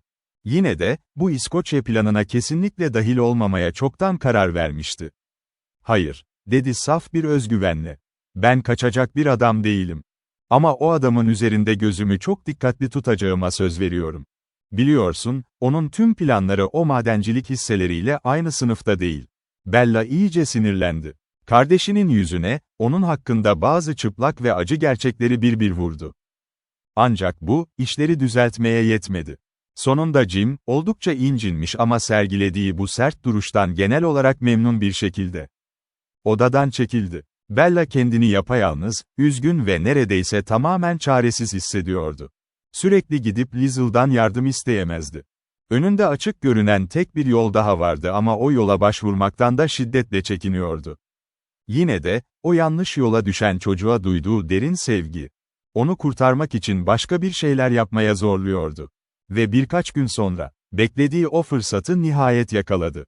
Karar verdiği şey, son derece cesur bir önlemdi. Ona çok pahalıya mal olabilirdi. Ancak Bella, cesur ve kararlı genç bir kadındı. Bayan Marple ve kızı, Bayan Gladwyn'i ziyaret etmek için gelmişlerdi. Orada başka birkaç insan daha buldular. Her zamanki gibi hiçbir resmiyet, tören yoktu. Gün olağanüstü güzeldi, ev sahibi dışarıda oturuyordu. Misafirler ise terasta ve bahçelerde diledikleri gibi keyifle dolaşıyorlardı. Bella, Clarence'ın kütüphanede çalıştığını biliyordu. Ve bu fırsatı kaçırmaya hiç niyeti yoktu. Onu aramak için sessizce kalabalığın arasından sıyrıldı. O geniş, merdiven gibi görünen koridorlara çıktıkça kalbi acı verici bir hızla çarpmaya başladı. Ancak dışarıdan son derece soğukkanlı, ince ve çekici bir figür olarak görünüyordu. Odadan içeri süzüldü. Gerek kıyafetiyle gerekse asil tavrıyla Bella. Her zaman alışılmadık ve adeta tablolardan fırlamış gibi resimsel bir şıklıkla ayırt edilirdi. İçeri girdiğinde, Batley'i, Gladwyn'in oturduğu masanın hemen yanında dikilirken görmekten hiç de memnun olmadı. Ancak adam, genç kadının farkına varır varmaz hemen masadaki bazı evrakları toparlamaya başladı. "Durumu yeterince açıkladım Gladwyn. Ve sanırım Bayan Crestwick de beni mazur görecektir," dedi Batley. Tavrı son derece neşeliydi, Bella'ya doğru hafifçe eğilerek selam verdi. Bella o adamdan kelimenin tam anlamıyla nefret etse de, içten içe ona karşı garip bir saygı duyduğunun da bilincindeydi. Belki de kendi varlığı, adamı burada daha fazla kalmaktan alıkoymuştu. Çünkü Batley, sık sık Gladwyn'in o acı ve keskin esprilerine hedef olan bir adamdı. Ama şimdi, varlığına gerek kalmadığını görünce, cesurca ve sakince geri çekiliyordu. Adam dışarı çıktığında Bella koltuğa oturdu. Gladwyn ise bir elini şöminenin üzerine yaslamış, ayakta duruyordu. Genç kadının söze başlamasını bekliyordu. Bella ise konuşmak yerine, önce odayı gözleriyle süzdü. Bu oda onu her zaman derinden etkilerdi. Oldukça yüksek ve geniş bir mekandı. Birkaç büyük, ağır mobilya odaya ciddi bir onur ve asalet kazandırıyordu. Ve Gladwyn, o yakışıklı duruşu ve yüksek aristokrat havasıyla, bu odanın içinde tam anlamıyla evinde gibi görünüyordu. Bella etrafına bakarken, provokatif derecede güzel görünüyordu. Korkusuz, tutkulu, ara sıra pervasız patlamalara kapılan bir yaratıktı o. Ama tüm bu ateşli yapısına rağmen, içinde soğuk ve son derece hesapçı bir düşünce damarı da barındırıyordu. En önemlisi de, o zengin bir kadındı ve insanlar zaman geçtikçe ona karşı çok daha hoşgörülü, çok daha yumuşak davranmaya başlıyorlardı. Gladwyn ise içten içe merak ediyordu. Bu kadının asıl istediği neydi? Uzun bir sessizliğin ardından Bella, "Jim için geldim," dedi. "İyi." Adamın ifadesi bir anda değişti. Bu buz gibi bakışlar hiç de cesaret verici değildi. Bella hafifçe tereddüt etti. "Ne yaptığını çok iyi biliyorsun. Buraya senden bir iyilik istemeye geldim."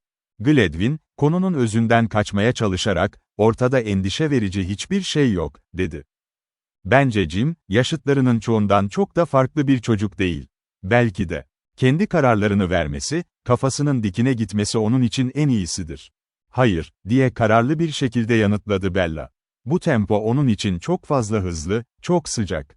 Onu tek başıma tutamıyorum. Eğer sert bir şekilde uyarılıp yukarı çekilmezse, sonu çok kötü olacak.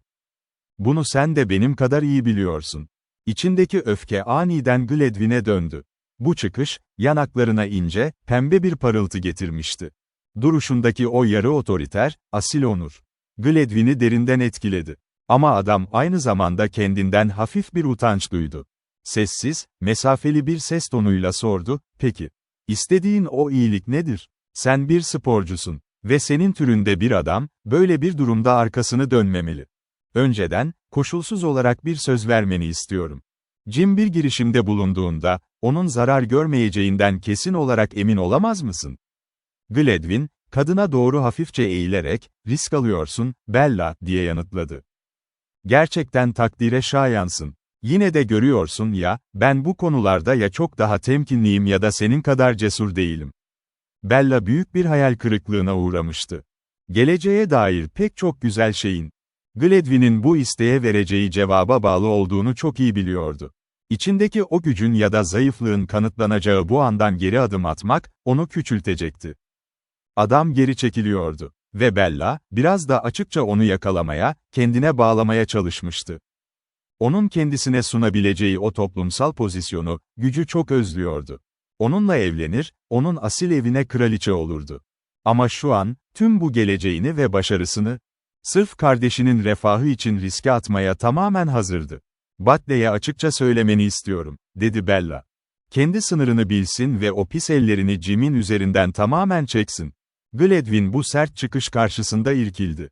"O adam o çocuğa o kadar da büyük bir zarar veremez, Bella. Acaba sen bu meseleye biraz fazla mı önem atfediyorsun?" "Hayır, hiç de değil," diye sertçe kestirip attı genç kadın. "Sana durumu zaten anlattım. Ama anlamıyor musun? Bunun ne kadar büyük bir önemi var? Kardeşim, biriktirdiği o devasa borçların yanı sıra, karakter olarak da birkaç açıdan mahvolmanın eşiğinde. Ve ben, sırf onun için gururumu ayaklar altına alıp, buraya gelerek bizzat senin yardımını dileyecek kadar alçaldım." Gladwin'in sesi bir anda yumuşadı, okşayan bir tınıya büründü. "Bu senin için gerçekten o kadar zor muydu?" Bella, bu ses tonu karşısında neredeyse teslim olacak kadar sarsılmıştı. Bu adamın ne kadar yakışıklı, ne kadar yetenekli ve seçkin olduğunu düşündü. Onu gerçekten kalpten sevip sevmediğini kendisi de bilmiyordu. Ama adam, onun tüm hırslarını besleyebilecek güçteydi ve Bella ona karşı çok güçlü bir çekim hissediyordu. Gladwin, ona gizli bir açık kapı bırakmıştı. Birkaç anlamlı kelimeyle dile getireceği o davet, Bella'nın tüm isteklerinin gerçekleşmesini sağlayabilirdi.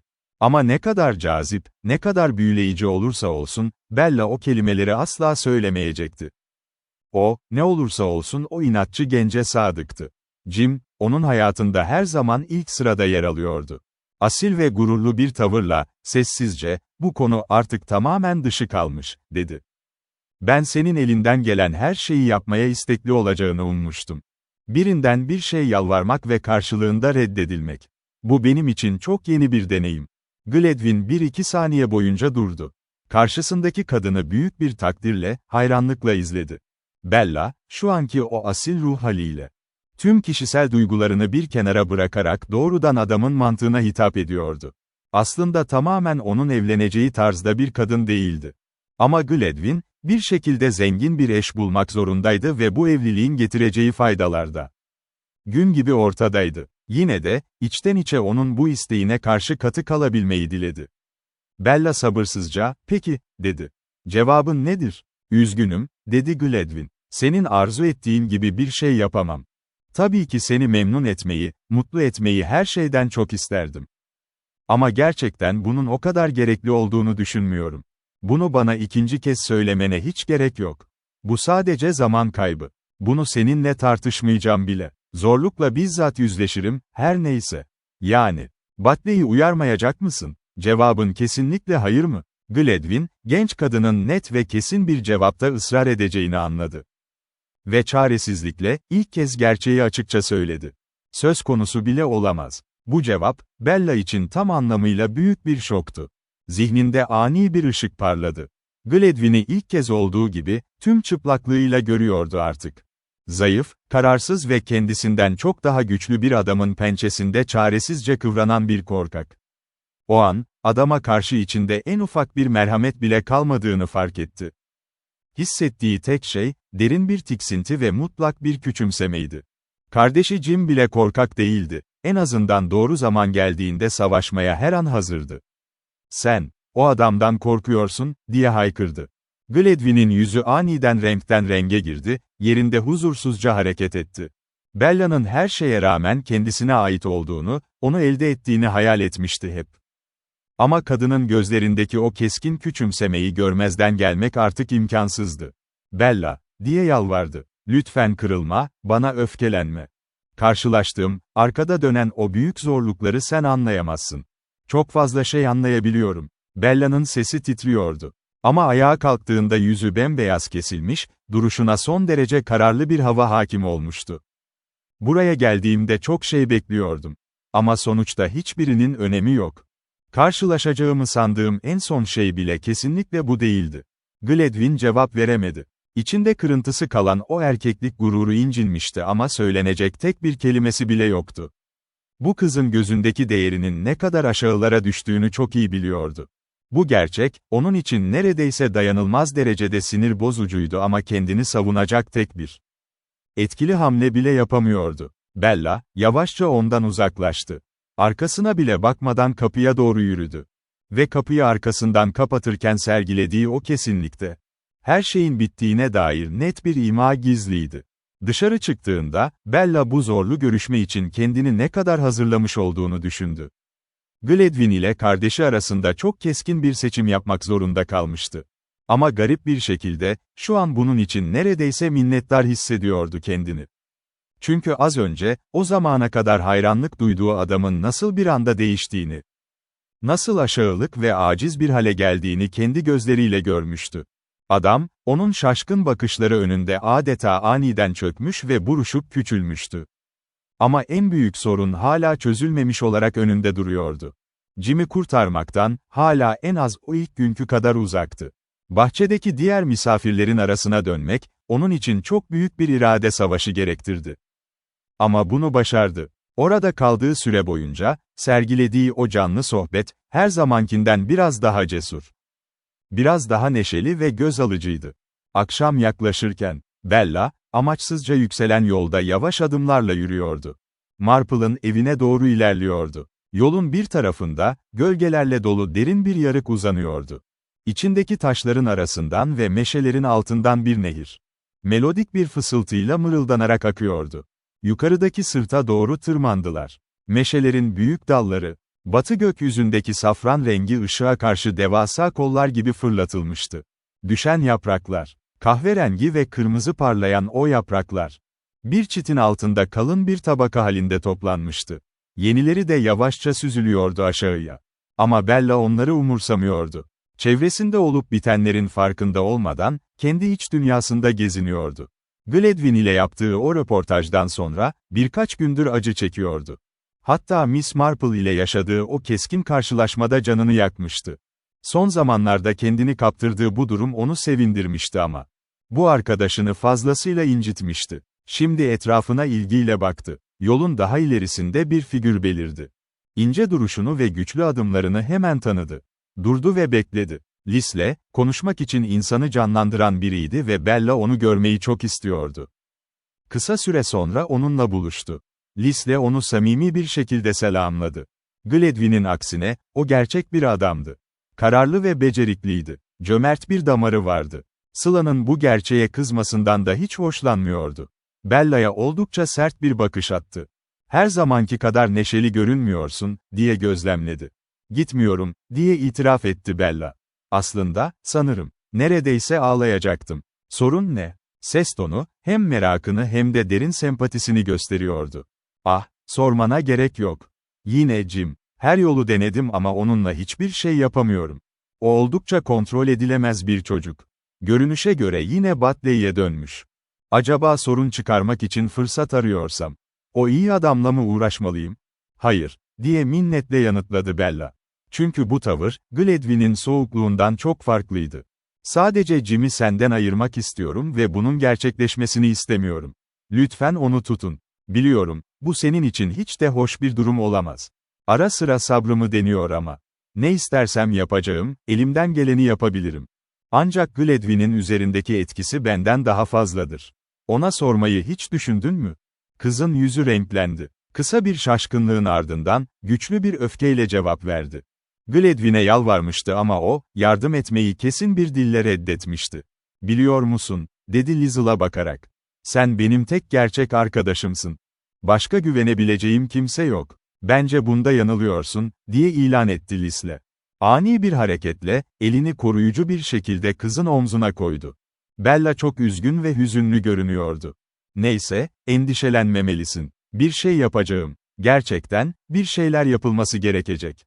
Ne yapacaksın? Liesl kaşlarını çattı. Elinde etkili olacağına söz verdiği bir yol vardı. Bu yol ona açıktı ama. En iyisi bunu benimsemeye karşı çıkmaktı. Gladwyn'e açıkça bir ittifak verebilirdi. Müfrekesini tutması gerektiğine dair bir ipucu fısıldayabilirdi. Ancak uyumu zorunlu kılmak için, sadece kuzeninin terk edildiğini bildiğini belirtmesi yetiyordu. Henüz buna hazır değildi. Hızla yaklaşan bir doruk noktası vardı. Konuyu bildiği an, daha güçlü bir kişi olursa kullanabileceği gücünü ortaya koyardı. O zaman ihtiyaç azalabilirdi. Jim Crestwick'i kendi kaderine terk etme cazibesi güçlüydü. Ama bu endişeli kıza duyduğu acıma duygusu, her şeyden daha güçlüydü. Gladwyn ile konuşacağım, diye söz verdi. Bu hiç işe yaramaz ki. Sanırım önerdiğimi yapacak, diye yanıtladı Liesl. Sesinde hafif bir kasvetlilik vardı.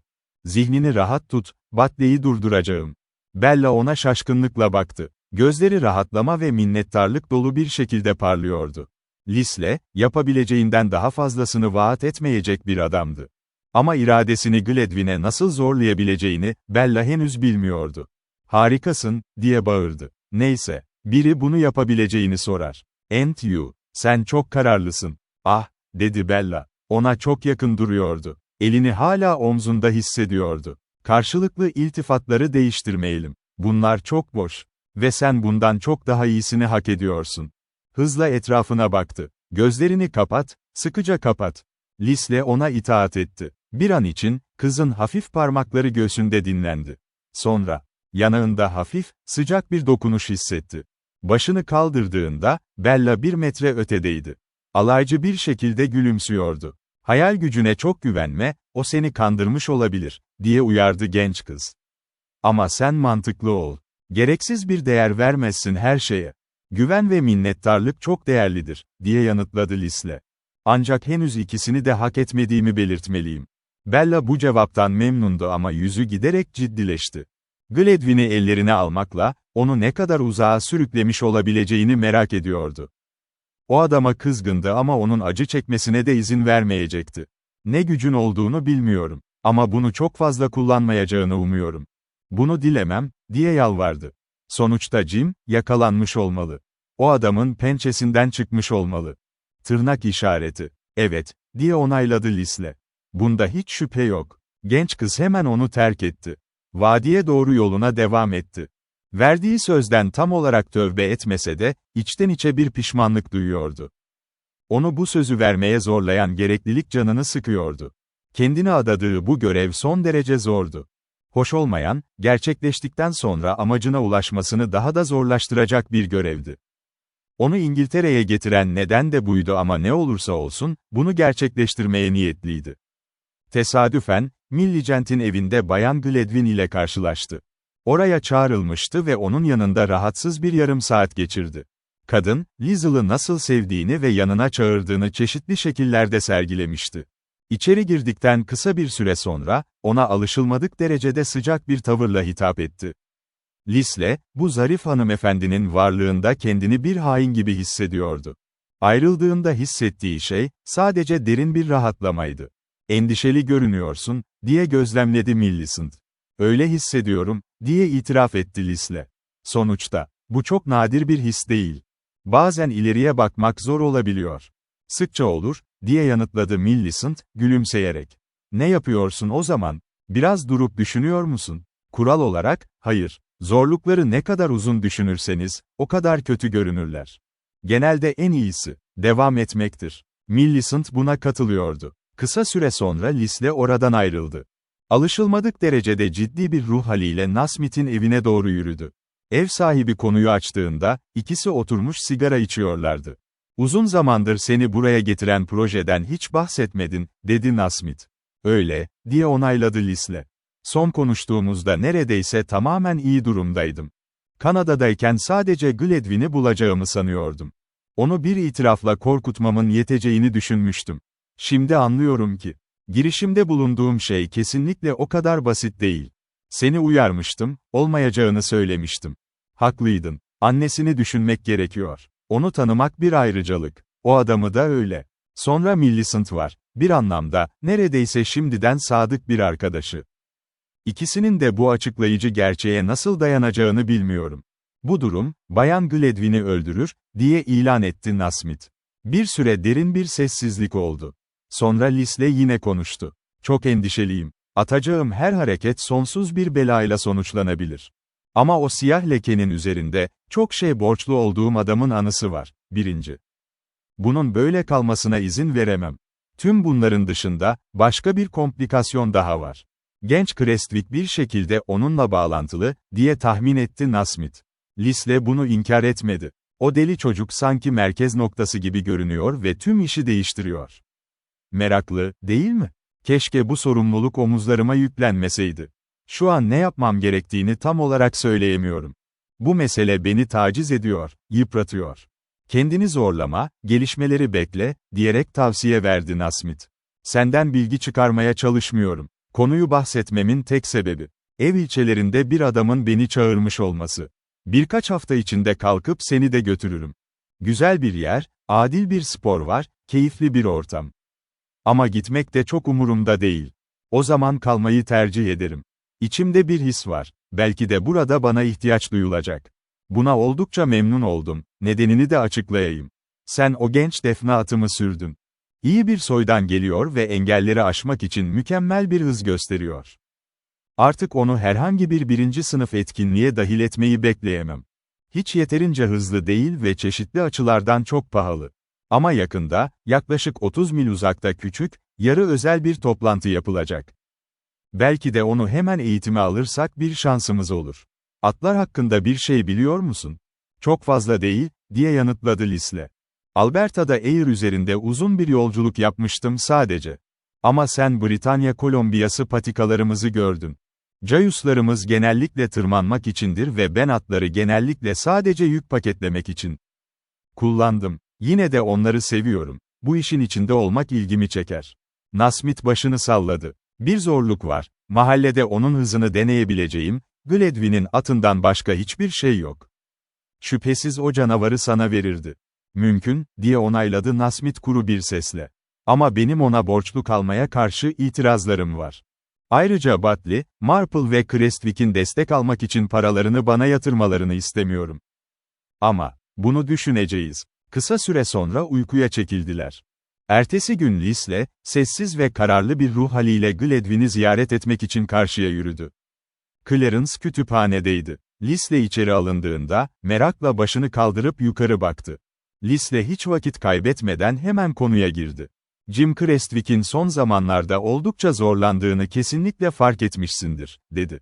Bahisler, spekülasyonlar ve benzeri şeyler. Reşit olmayan birinin harçlığıyla bunları biriktirmesi imkansız. Kontrol edilmezse, bu iş kötü bir şekilde bitecek, onu kırıp dökecek. Gledwyn'in tavrı anında kibirli bir hal aldı. Bunun seni nasıl ilgilendirdiğini göremiyorum. Hatta, ikimizi de ilgilendirmez. Bu soruya girmeyeceğiz, burası noktadır. Senden istediğim şey, onu yukarı çekmen, bu işten kurtarman. Sanki kendisine kesinlikle itaat edilmesi gerekiyormuş gibi net bir sesle konuştu. Gledwyn ona inanmaz ve hayranlık dolu bir şaşkınlıkla baktı. Sence o çocuğu tutabilir miyim? Olmalısın, diye soğukkanlı bir şekilde yanıtladı Lisle. Gerçekten onu yıkıma sürükleyen kişi arkadaşın Batley. Ben senin bu duruma sessiz kalman ve onaylıyormuş gibi izlemen hakkında hiçbir yorum yapmıyorum. Adam öfkeyle ısındı. İlgilendiğiniz için teşekkür ederim. Sesi alaycı bir ifadeye dönüştü. Sanırım benimsediğin bu tutumun ne kadar affedilemez olduğunu fark etmeni senden bekleyemezdim. Değil mi? Beğenmezsen, başka birini deneyeceğim, diye karşılık verdi Lisle, kısa ve net bir tonla. Batley'e emirlerini vereceksin. Şimdi, o çocuğu rahat bırak. Gledwin, bir beyefendinin gururuyla, barbarca bir saldırıya uğramış gibi öfkeyle ayağa kalktı. Ama Lisle, elini küçümseyen bir tavırla sallayarak onu durdurdu. Olduğun yerde dur. Böyle numaralar bana sökmez. Birkaç dakika beni dinleyeceksin. Ve sonra, sana söyleyeceğim şeyi aynen yapacaksın. En başından beri, neden o şeyi açtıktan sonra? Kuzeninin yaptığı son portajın altına ulaşmak zorunda kalan o önbelleğin tüm izlerini silmedin. Bu atış, açıkça Gledwin için tam hedefine ulaşmıştı. Adam masaya sıkıca tutundu. Sonra, gevşek bir şekilde geriye, koltuğuna doğru oturdu. Kendini daha da ele vermişti. Arkadaki kitap sıralarına içgüdüsel bir bakış attı. Liesl'ın, George Gledwin'in günlüğünden eksilen sayfaların orada gizlendiğine dair artık hiçbir şüphesi kalmamıştı. Sakin bir şekilde bekledi, konumundan tamamen emindi. Gledwin kendini zorlayarak toparlamaya çalıştı. Depoyu bulduğuma dair bir kanıtın var mı, diye sordu. Sanırım evet, diye bildirdi Lisle. Ama bu konuyu şimdilik geçeceğiz. Bunu hafife alsan iyi olur. Ben burada senin sorularını yanıtlamak için bulunmuyorum. Sana ne istediğimi açıkça söyledim. Neredeyse bir dakika boyunca odada derin bir sessizlik oldu. Bu süre zarfında Gledwin, sinir bozucu bir hayal kırıklığıyla son derece hareketsiz oturdu. İçindeki tüm direniş eriyip gitmişti. Zayıflığı açıkça ortadaydı. O, bu krizle yüzleşemezdi. İçinde en ufak bir cesaret kırıntısı bile yoktu. O zavallı, genç aptal, diye patladı en sonunda, güçsüz bir öfkeyle. Bu beni ilk kez belaya sokuşu değil. Aynen öyle, dedi Lisle. Kısa süre önce kız kardeşi buraya geldi. Onu kurtarman için sana yalvardı ama sen kılını bile kıpırdatmadın. Onun senin hakkında ne düşündüğünü belirtmek benim işim değil. Ama ben farklı bir durumdayım. Beni reddedemezsin. Gledwin öne eğildi. Sandalyenin kollarına tutundu, sanki desteğe ihtiyacı varmış gibiydi. Yüzü giderek daha yorgun bir hal alıyordu. Zorluk şu ki, ben çaresizim, diye ilan etti. Lisle ona büyük bir küçümsemeyle baktı. Hazırlan ve kendini topla, diye tavsiye verdi. Korktuğun o adam sadece etten ve kemikten ibaret. Onun zayıf bir yerini bul, oraya işaret et. Onunla yüzleş. Eğer ikna edemiyorsan, başka bir yol bul. Başka çaren yok. Kısa bir sessizlik oldu. Ve sonra Gledwin içindeki her şeyi itiraf edercesine konuştu. Deneyeceğim. Ama diyelim ki, onu gitmeye ikna edebilirim. Crestwick yalnız kalabilir mi? Bu senin için çok daha iyi olur, diye yanıtladı Lisle, kuru bir gülümsemeyle. Buraya seninle pazarlık yapmaya gelmedim. Kendim için hiçbir şey istemiyorum. Dışarı çıktı. Oynadığı rol benzersiz bir şekilde hoş olmadığı için, son yansımalarla kendi kendini teselli etmeye çalışıyordu. Geniş merdivenlerden aşağı inerken, o büyük salondan geçip teras boyunca döndü. İçinde hem hayranlık hem de derin bir tiksinti duygusu vardı. Burası gerçekten görkemli bir evdi. Geniş çim alanda iki bahçıvan çalışıyordu. Yere düşen yaprakları özenle süpürüyorlardı. Ötedeki sınırlar ise dahliyalar ve seçkin krizantemlerle parlıyordu.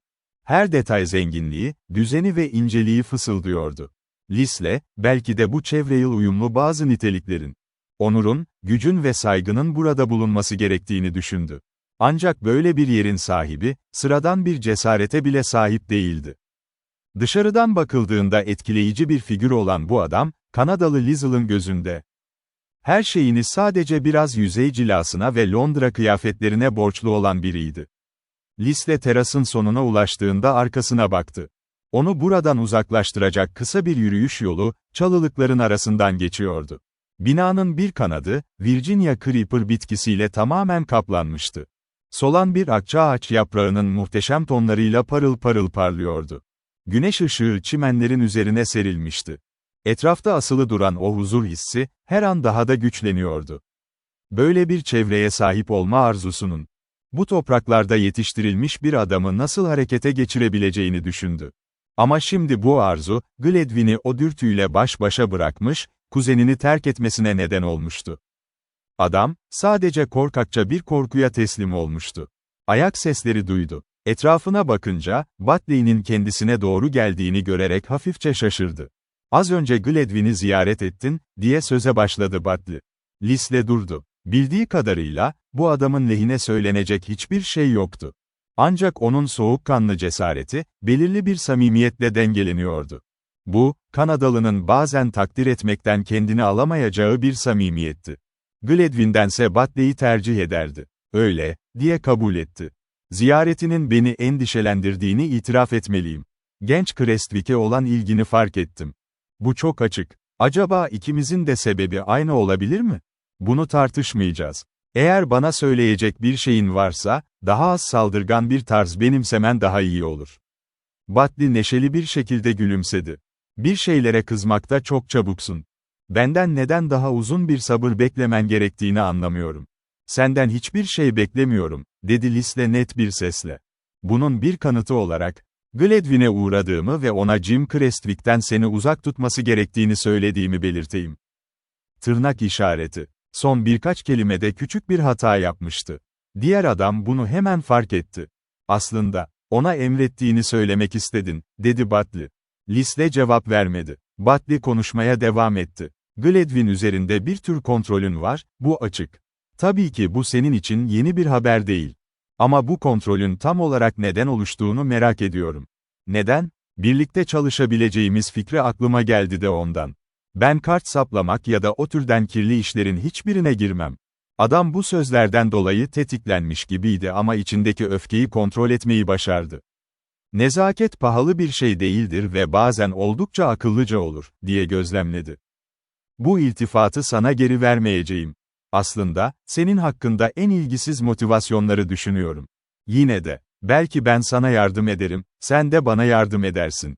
Tam olarak düşündüğün gibi biri değilim. Eğer Gledwyn'den paramı geri alabilirsem, ona zarar vermek istemem. Ona zarar vermen ya da vermemen umurumda değil. Ama Crestwick'i bırakmanı sağlamaya çalışacağım." Batley bunu 1-2 saniye boyunca sessizce düşündü. Dedi. "Üzgünüm, anlaşamıyoruz. Ama Crestwick hususuna gelirsek, beni ancak Gledwyn'i müdahale etmeye zorlayarak engelleyebilirsin. Aramızda konuşalım. Sence o, böyle cesur bir yolu seçecek biri mi?" "Sanırım öyle. En azından bu mevcut davada. Yani üzerindeki baskı yeterli miydi? Şimdi sen elini bana gösterdiğine göre, ben de açık konuşacağım. Gledwyn beni içeri almayı tercih eder. Bir çocukla uğraşmanın riski aslında çok küçüktür. Onunla, sadece düşündüğüm kadarını akıllıca yürüttüm. Gledwyn'e maddi açıdan, uyarı vermeden zarar verecek hiçbir şey yapma. Bunun karşılığında ben de Crestwick'i bırakacağım. Bir dereceye kadar, onu sadece Gledwyn ile yaşadığım sıkıntılara karşı bir koz olarak tutuyordum. Sence bu uygun bir fiyat mı? Bana güvenebilirsin. Böyle bırakalım," diye yanıtladı Lis'le. "Ama gözümü üzerinden ayırmayacağım, bunu bil." Batley'nin yaptığı jest, bu duruma itiraz etmeyeceğini açıkça ima ediyordu. Arkasını döndü. Kanadalı Lis'le, düşünceli adımlarla Nasmith'in yanına doğru geri yürüyordu. Gledwyn'e, bu örtülü itiraflarla çok fazla zarar verdiğini düşünmüyordu. Batley'nin güvencesi ise şimdilik yeterliydi.